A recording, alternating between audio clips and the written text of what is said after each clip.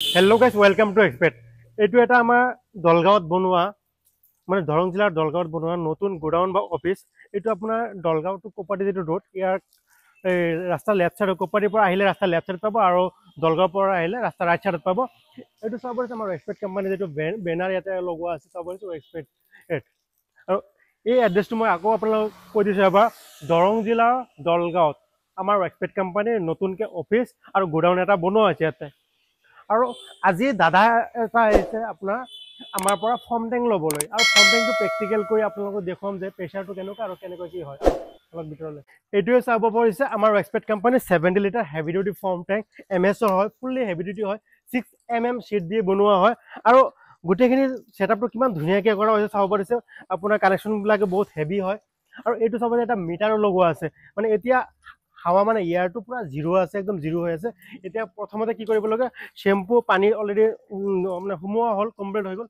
এতিয়া আমি কম্প্ৰেছাৰৰ হাৱাটো এৰিম, এৰাৰ পিছত 0ৰ পৰা ষ্টাৰ্ট কৰি কিনে আপোনাৰ 120 বা 130লৈকে যাব।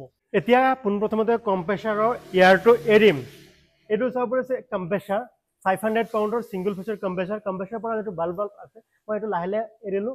এৰাৰ পিছত এটা শব্দ হৈ আছে, মানে ইয়াৰ পৰা হাৱাটো টেংকিত এড হৈ আছে। আহক আপোনালোকক দেখুৱাবলৈ চেষ্টা কৰোঁ। চাব পাৰিছে কম্প্ৰেছাৰত হাৱাটো উঠি গ'ল, 85 90লৈকে উঠি গ'ল। এতিয়া কম্প্ৰেছাৰৰ মানে ফৰ্ম মাৰা ষ্টাৰ্ট হৈ যাব। এতিয়া আপোনালোকক ফৰ্ম মাৰি প্ৰেক্টিকেল কৰি দেখুৱাম।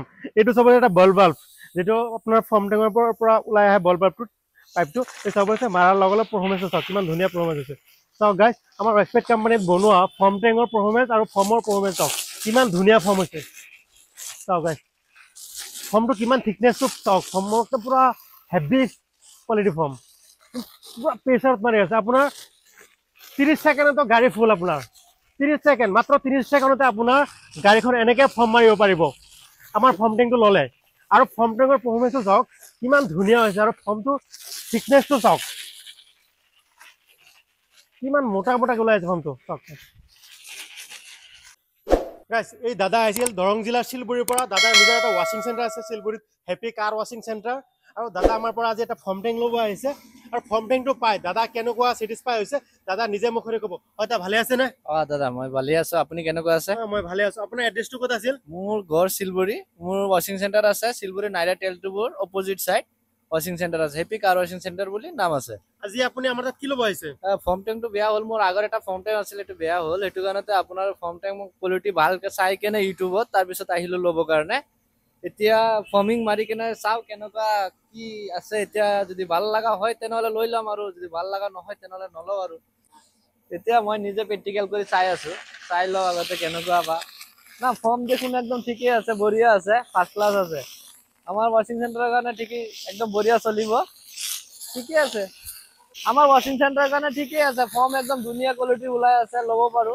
আপোনালোকৰ যোগাযোগ কৰিব, যোগাযোগ কৰি কেনে ল'ব পাৰে, ঠিকেই আছে ফৰ্ম। আৰু এতিয়া মই নিজে টেষ্ট কৰি ল'লো, ফৰ্ম টেংকটো ভালেই আছে, একদম ধুনীয়া ফৰ্ম মাৰি আছে, ফৰ্মিঙো হৈ আছে।